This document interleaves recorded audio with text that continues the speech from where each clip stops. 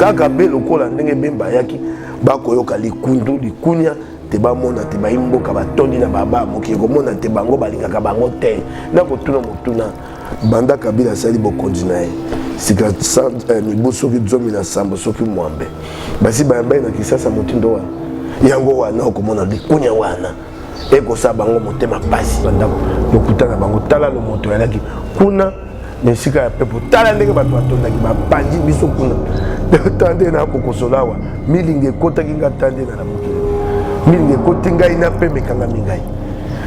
kasi kuna bapanzi biso awa tala moto yalaki esika ya ndako ya MSC na triomphal tala ndenge bato batondaki ndeko soki batikaki biso te totambola tonga koya koma awa na Kisasa lelo CTS Moko Afrique Info avec Franck Stemai Kiandankala twende ekoto jongisi Kabila sima pona no tokomi na elonga ya suka ya te yango tokolela kasi tosito beti bango ebele mbale ebele bazongisi mandeko la ngai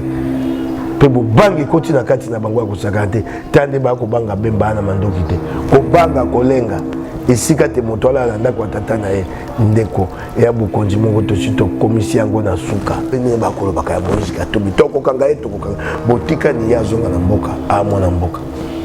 eloko nga na lobi na sina lobi yango mbala ebele soko balingi te te pepo na ye ya akamata kota na pepo babengaka vol commercial azonga mboka eloko nga na koyebisa ye yango wana towana posa na ye awa bakambi oyo ya biso Moïse Katumbi Jean-Pierre Bemba, Félix Tshisekedi, Vital Kamerhe, Adolphe Mongito, Boyoke la bana mboka mawa. Botia bolingo Kongo liboso bomitala te, moto atala monene na ete. Mbala oyo toyokana, tokwa elonga. Bovanda ina mesa moko. Toyeba ndenge tokolonga etubona kolela boyokani ngai. Bana King, bana Dar es Salaam, bana Poto. Bana mokili mobimba CTS Moko Afrique Info avec Franck Stemai Kiandankala twende X-Bass Marandura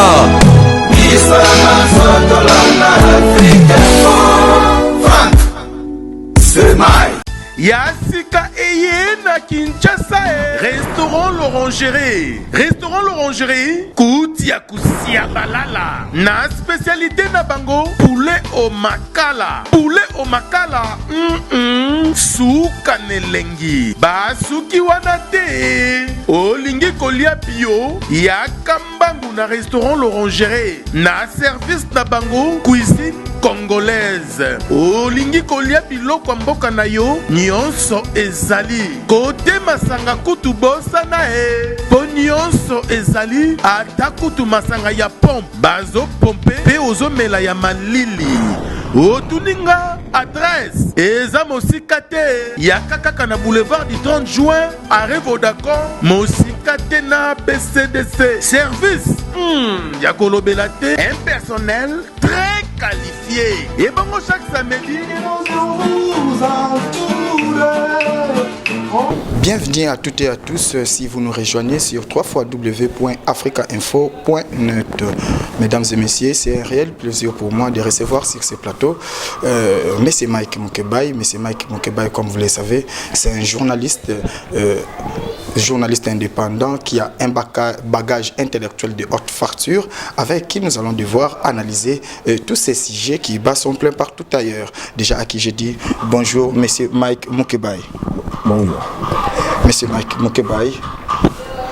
l'arrivée de Jean-Pierre Bemba hier à Kinshasa, je ne sais pas quelle analyse faites-vous par rapport à son arrivée. Bon, d'abord, en tant que citoyen congolais, je suis très ravi quand des nôtres nous reviennent en bonne santé.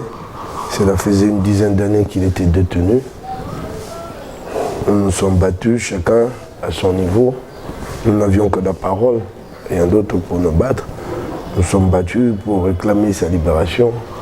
Et puis finalement, Dieu a fait qu'un matin, il a obtenu l'acquittement. Il est revenu. C'est un grand plaisir de retrouver l'un de nôtres. Et pas n'importe lequel, c'est l'un des grands leaders de ce pays.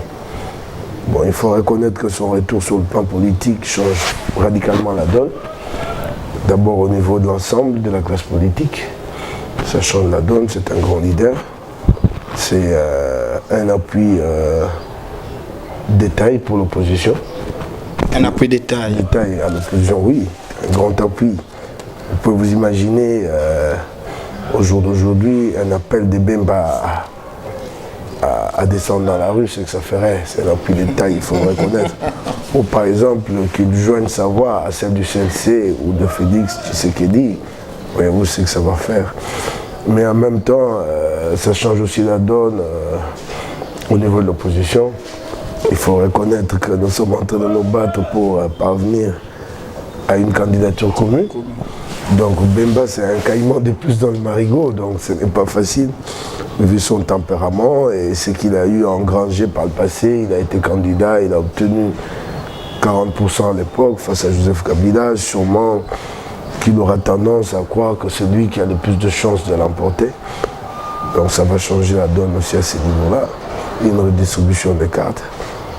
Donc comme qui dirait, on ne trouve pas des crocodiles mâles dans un même marigot. Bon non, on ne peut pas trouver, les crocodiles sont des animaux qui agissent par instinct. Car l'un finira toujours par éliminer l'autre. Ouais, on peut le dire dans une certaine mesure, mais les crocodiles sont des animaux qui agissent plus par instinct. Mais les hommes peuvent toujours trouver l'occasion, les circonstances de créer pour cohabiter. Enfin, pourquoi pas 2-3 caïmans dans le même marigot, puisque le Congo est si grand et qu'il est possible de se mettre d'accord sur un partage de pouvoir à la verticale ou à l'horizontale pour le bien du Congo. Je l'ai toujours dit, je vais le répéter ici, il faut bien que les opposants comprennent. Moïse Katumbi, Félix Tshisekedi, Jean-Pierre Bemba, Vital Kamerhe, aujourd'hui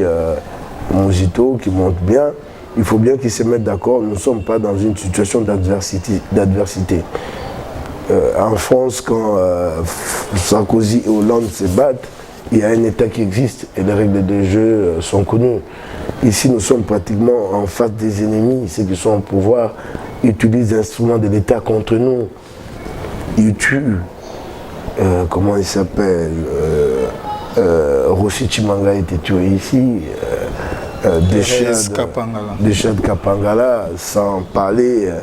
du pillage systématique des ressources du pays. Moi, je parlais un jour avec un ancien Premier ministre, sous Kabila, je lui ai posé la question de savoir combien le pays perd en termes de ressources chaque année. En ce qui concerne la corruption, il m'a dit que la RDC perdait 1 à 2 milliards chaque année. Vous vous rendez compte, pour un pays doté d'un budget d'à peine 4 milliards, perdre 1 à 2 milliards, ça signifie qu'en réalité, si le pays était bien géré, nous n'aurions pas, par exemple, besoin des prêts chinois,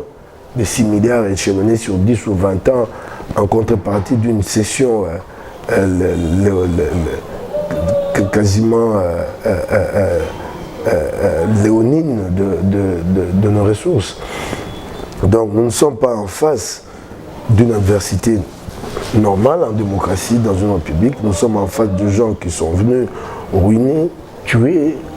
Et alors en ce moment-là, cela demande une union sacrée. Il faut une union sacrée de l'opposition. Moi j'y travaille, j'essaye de prêcher, je n'ai que ma parole.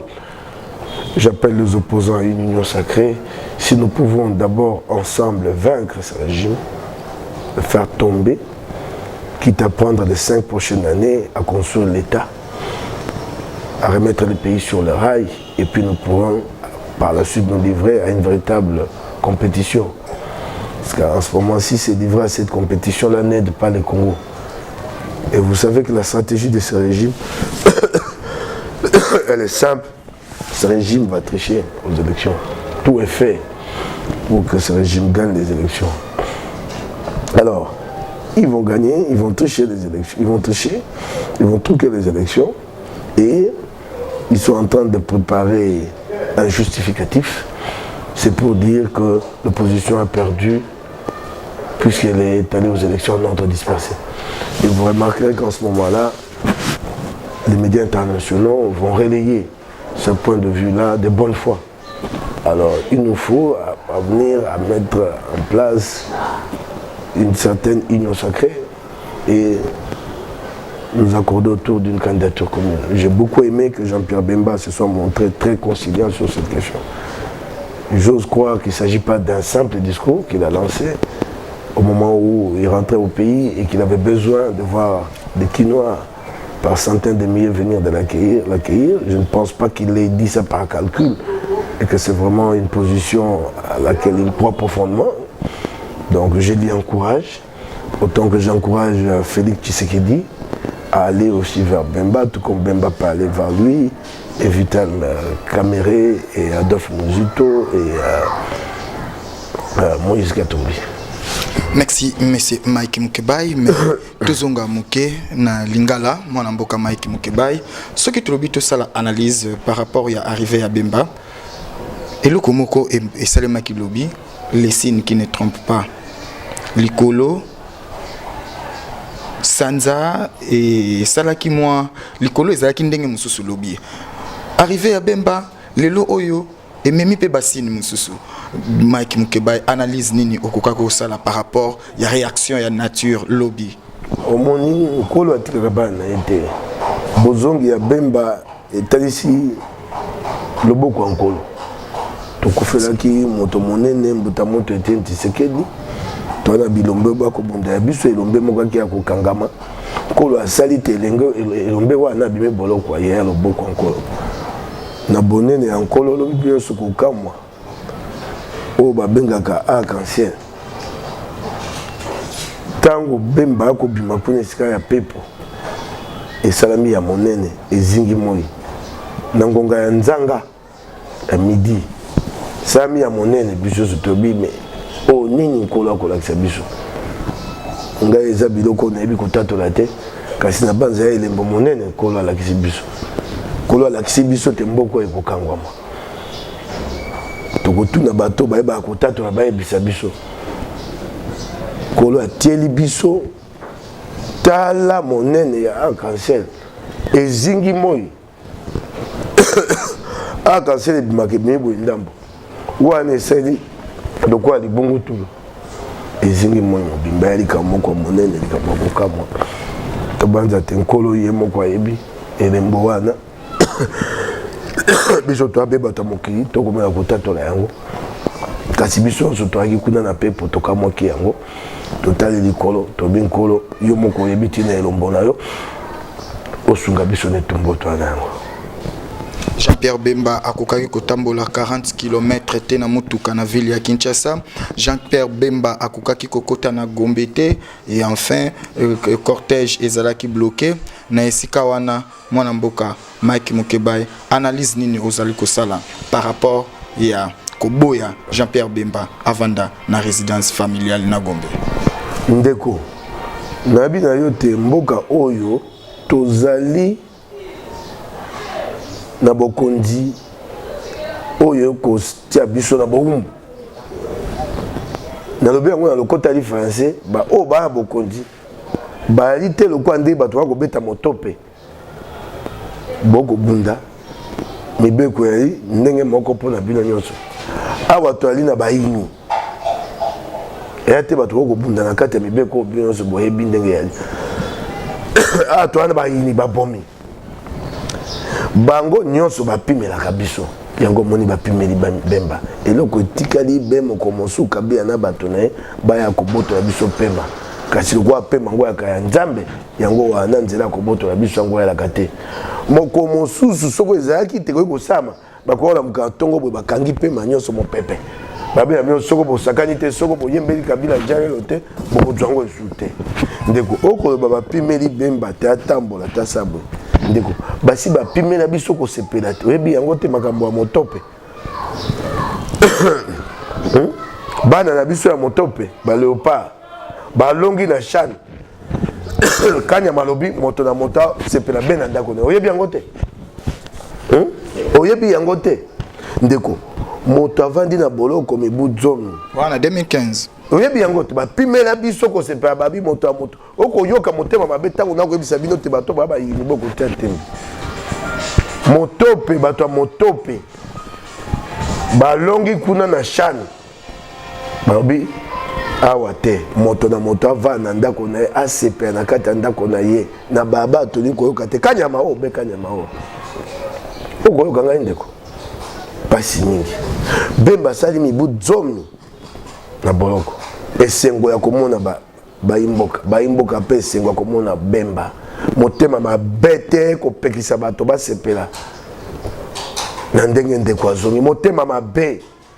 tala yo kotuna wapi Bemba mbuta moto ete Tshisekedi te lelo baboye Bembeya baboye Bembeya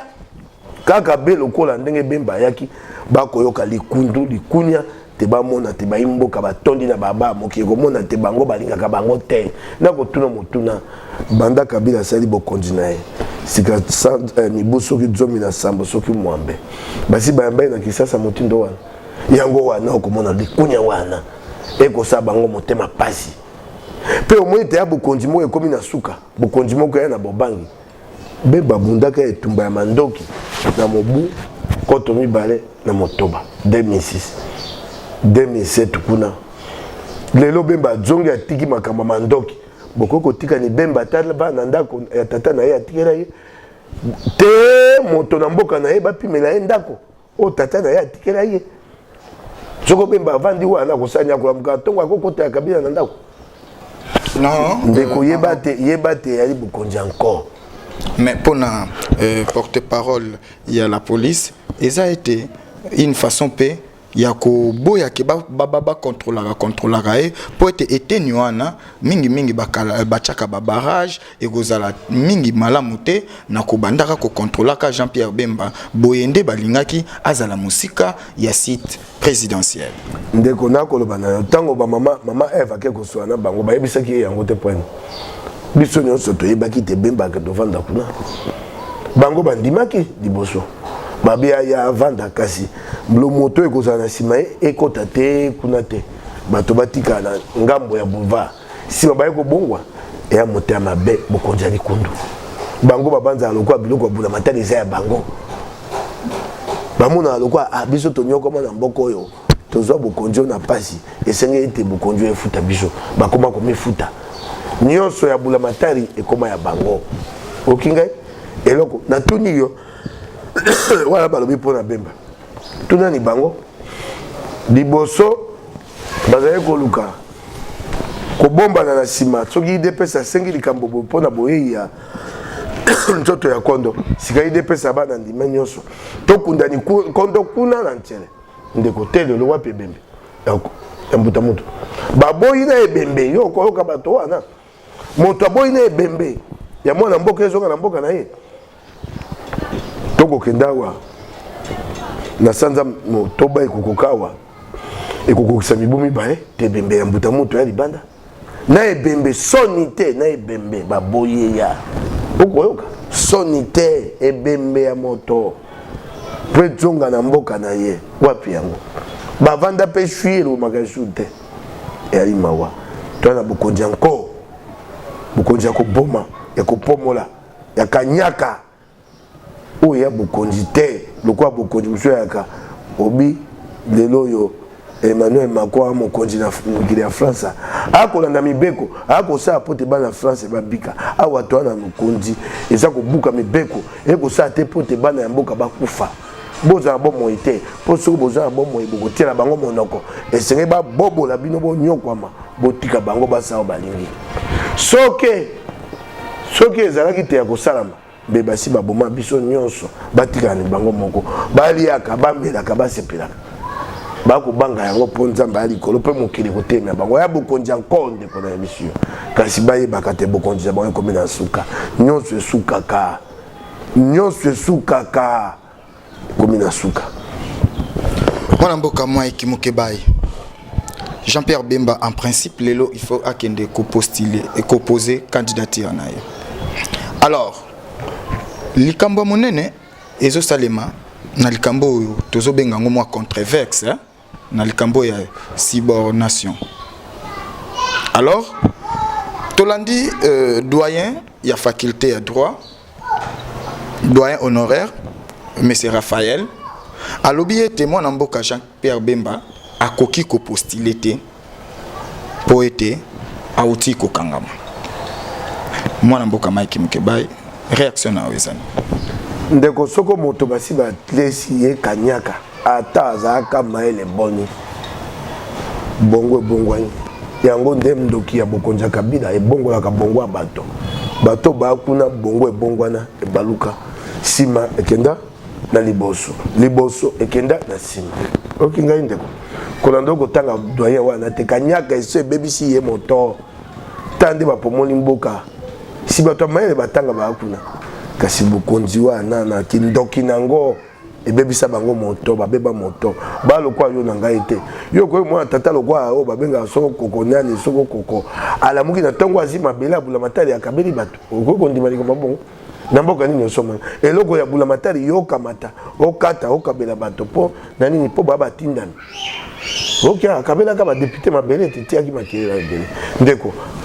likambo wana eko senga to kende kelasi ya mibeko tozala mokanda ba bengi code pénal na kati ya code pénal balobi kuna na kati olimbisaka na kati ya code pénal balobi bakoki kokanga yo mpona likambo babengi subordination na témoin wana ezali na article 129 be na kati ya code pénal babi likambo ya kanyaka corruption article 147 na mobeko babengi loi électorale babite moto ya koyi kotia te po tabundela maponomi eyali moto ya sali mbeba o babengi ya corruption et bon au code pénal na biso le côté français babi des codes pénal congolais et de stricte application et loko babengi corruption ezali corruption o babengi subordination de témoins eyali subordination de témoins yo ko banda te banda ko bate to moni lokola corruption ezali lokola subordination mwana mboka Mike Mukebai ye alobi effet déjà yako zala na dossier à subordination on sous-entend que a corrompaki yango babi na yo babi boye oyo lobi sous-entend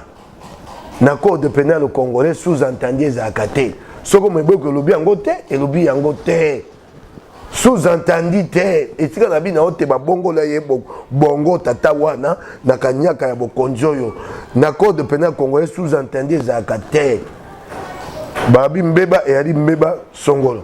mbeba wana bapesi biloko esalaka te okoya na mbeba wana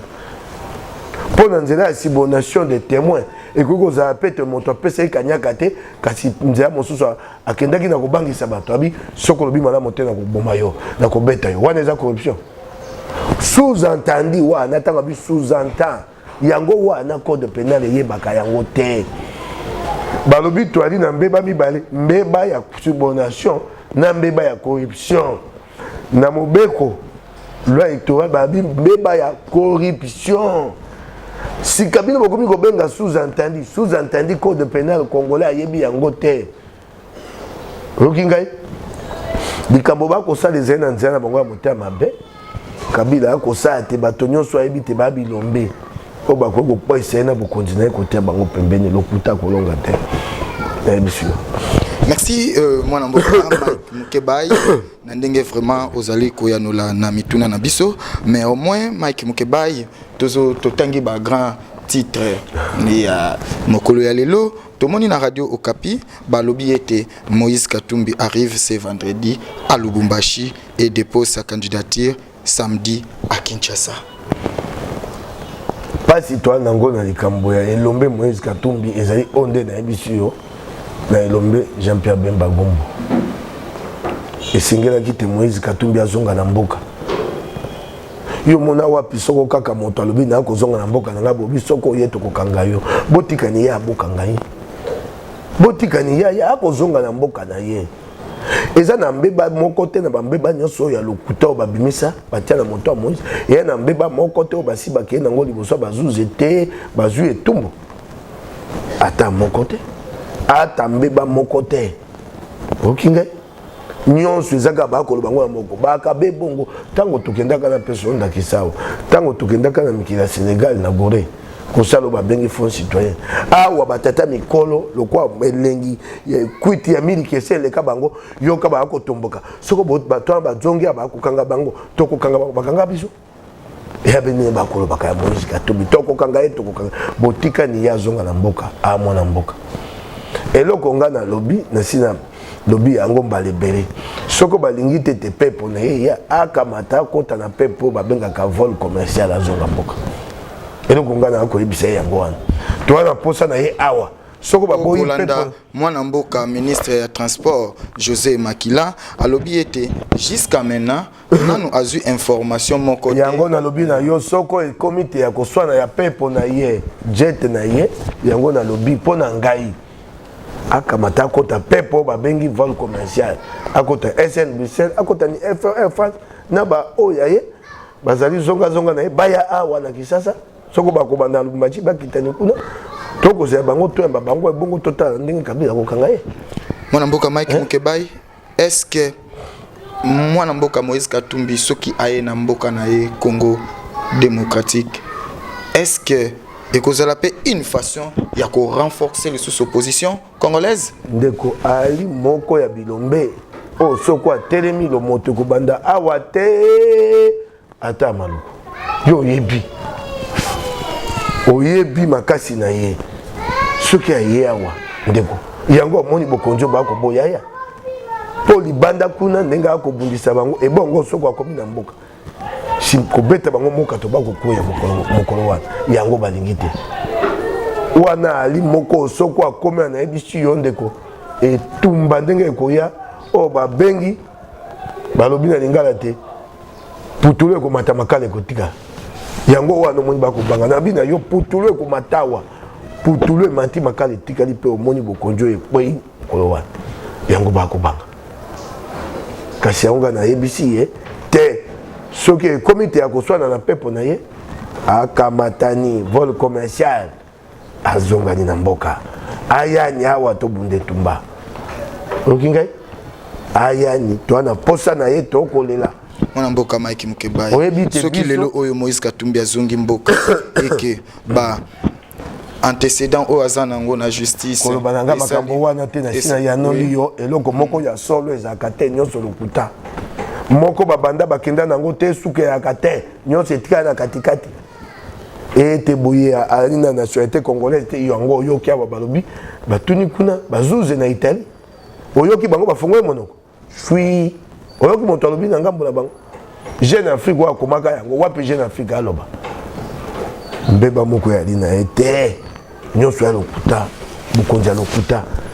okingai kotangelanga makambo ya mbeba te mbeba nini oyoki basi basambisi bato bakete bapesi bango netumbu na nzela to na nsima ya Moïse Katumbi babakata kotisa bato na mandoki mpo babundisa bokonzi oyo te lelo oyo basi basambisi likambo yango moko butu sika mibuboni mibale na koleka wapi likambo basambisi bana mboka bana kuna na boloko arongwashi na bandeko mosusu basi basambisa bango yo moni ntango bakoyebisa bino bokonzi yango boni na mboka bokokanga bato sika mibu misato yango ayekokenda te ekoka bosambisani moto te mwana mboka kongomani na mboka na ye bokangi botie na boloko mibu mibale na ndambo bokolala mpe bokolia bokomela moninga botia na boloko arongwashi na baninga mosusu kosambisa bango kosambisa ya pamba ndeko oyebi likambo oyo esika mosusu ekoki kosala mata moke te eyali pasi bokonzi oyo bayebi bomoto te bakamati bato batie na boloko basambisaka bango te ndeko na ngai yanola ngai nano yo koloba na ngai mbeba bongo bato na boloko te lelo bato ya Moïse Katumbi baa na boloko te lelo ndeko yo komona likambo wana solo moto na mboka na ye yo bazi na États-Unis bagoko kanga mwana mboka batie na boloko mibu mibale na ndambo asambaka te ata yo mopaya na États-Unis soko batie bongo bato bakotema bakoloba bakobimisa na boloko te lelo bango balalaka balamukaka bakolia bakomela na bana bango bato wana batie na boloko mpona bango baa bato te ata imbwa balesaka ye sika malamu mawa mwana mboka Mike Mukebai tokomi kokende vraiment na suka mais likambo oyo tokokaki kozanga kolobela yango te na émission na biso likambo oyo ya pétition pour obtenir la candidature de Laurent Mosengo bandeko ba comité laïque ba signer plus de milliers de signatures pour enfin likambo wana nga nazalaki na esengo na yango mingi ozali su na esengo te ozalaki nabundaki mpo na yango natindaki bilenge nga moko mpe natambolaki tozwaki manzaka nkama na nkama nga nazwaki yango akama motoba nakendaki kotika epai ya mama Odette Bambandowa na mosusu awa na ngai nakenda kotika eyali ata kama mibale nabundaki mingi awa esika navanda na lingwala naleki na nga moko na ye komone mela makasi mingi na etumba azwaki manzaka te tokokisa kama motoba pesi epai ya mama Odette Bambandowa kasi nayoki te bandeko ya comité laïque de coordination babi te ya alimu mpe akokotani na etumba wana te lokola biboye tokosala boni oyo elie coordination laïque catholique yango elie batata épiscope oyo batata épiscope balie yango coordination laïque lelo oyo mese Mike eza déception ou trahison te eyai trahison te batali eza déception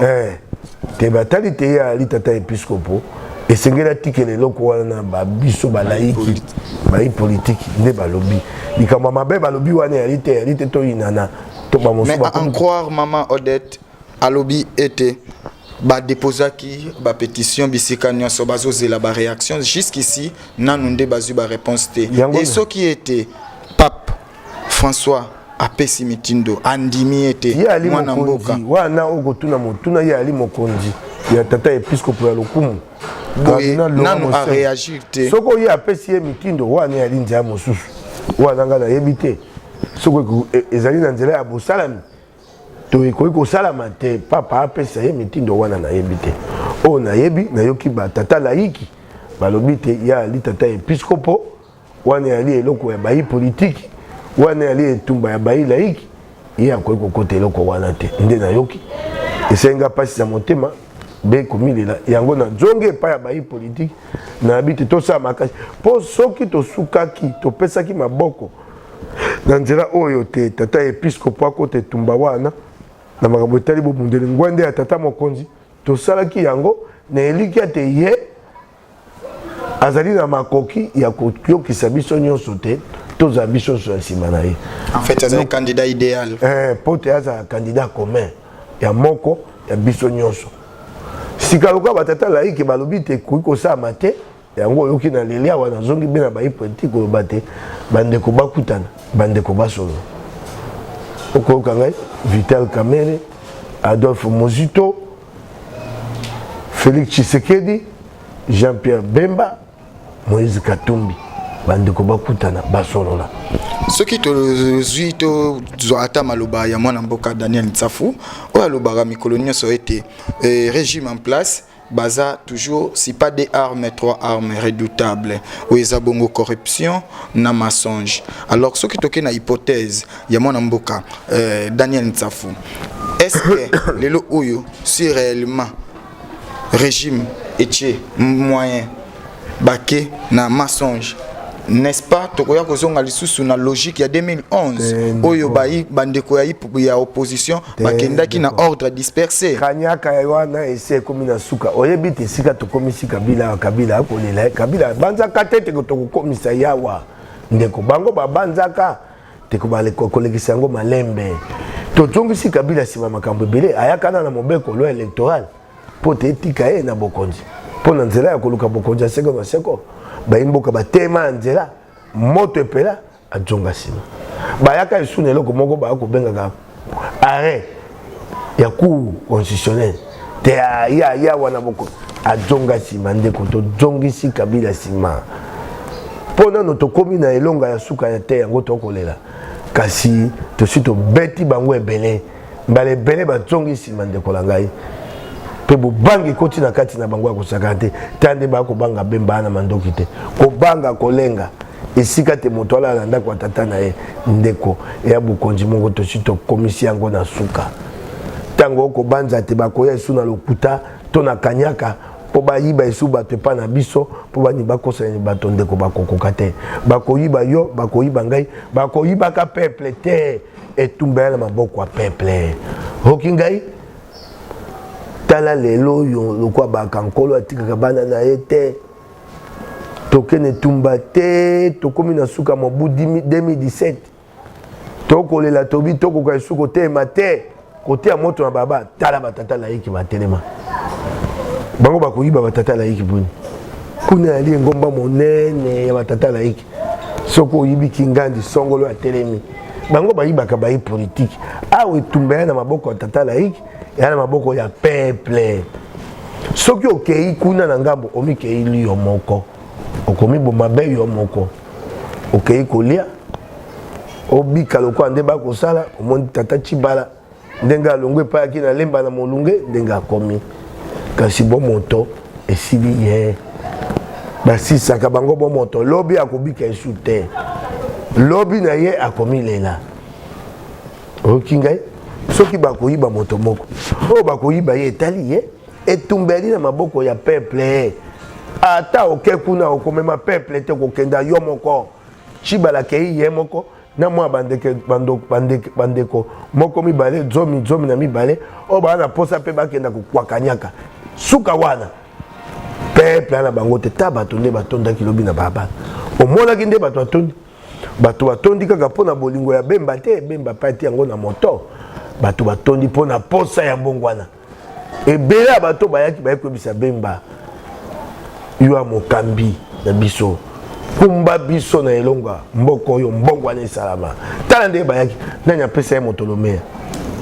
moto te mais tu ekomona lisusu bango bapesa cortège kilikili okomona boye na bandalungu ya cortège oh non bemba yeyo aleki okende boye na poma tete bato ebele mituka ebele oh non yeyo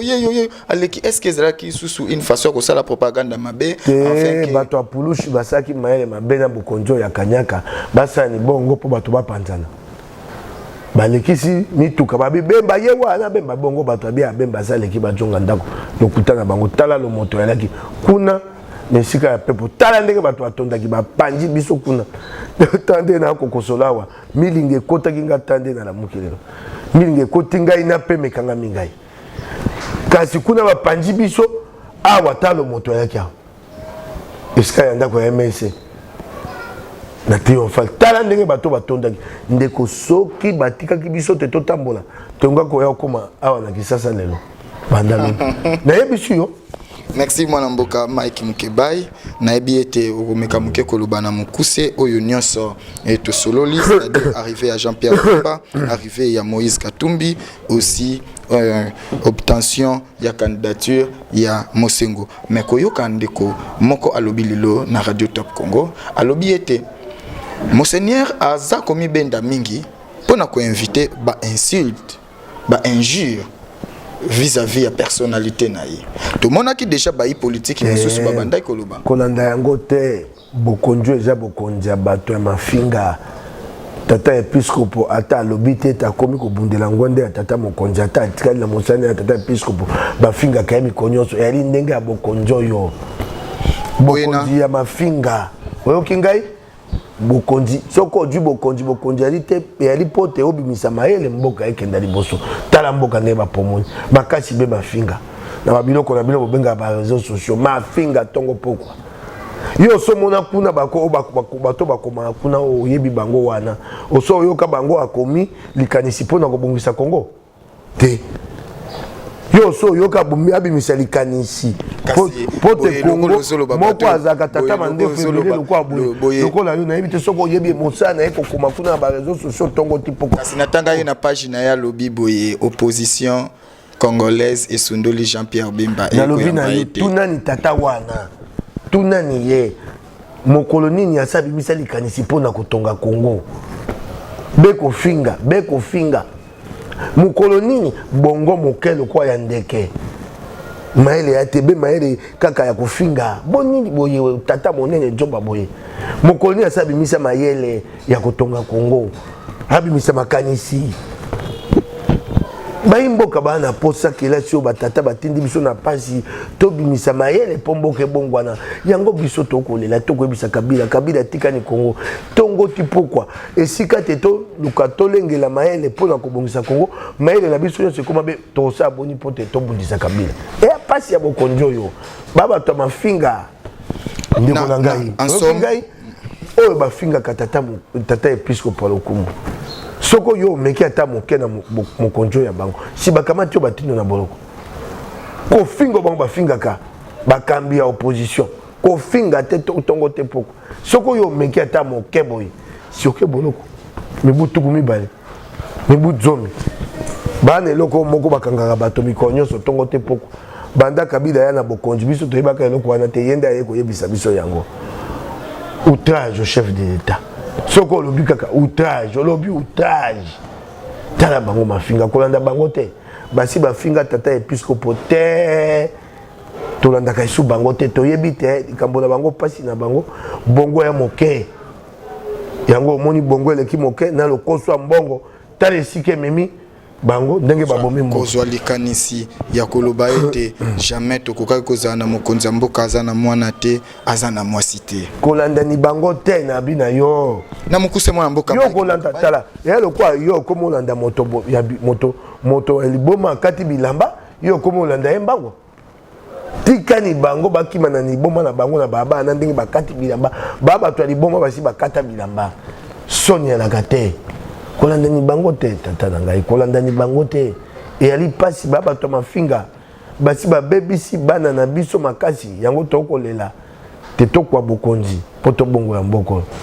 babebisi bana na nzela mafinga kofinga tongo pokwa kofinga okinga indeko kolanda ni bango te tika ni bango na yebisi yo bongo na bango ya moke mingi ya tata wana oya mandefu o ba réseaux sociaux ekoma lokola ndako na ye esika vandaka bongo ya moke bongo moke yebisa ni ye bosola lisolo etali kotonga Congo ya kofinga te soko akokoka benga ni ye tia ye tosala ni débat ya kotonga Congo soko akokoka te kasi tia ye na makambo etali mafinga okomona makasi na ye akosukisa yo soki moto tata na ye na mama na ye babokola ye bongo yo kosani okobongola ye totikani bango.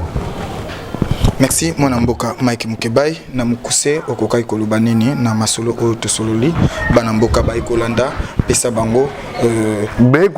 bekolela na kobenga bakambio ya biso Moïse Katumbi, Jean-Pierre Bemba, Félix Tshisekedi, Vital Kamerhe, Adolphe Mongito boyokela bana mboka mawa bote ya bolingo ya Kongo liboso bomitala te moto atala monene na ete mbala oyo toyokana tokwa elonga bovanda nina mesa moko toyeba ndenge tokolonga etumbo na kolela boyokani ngai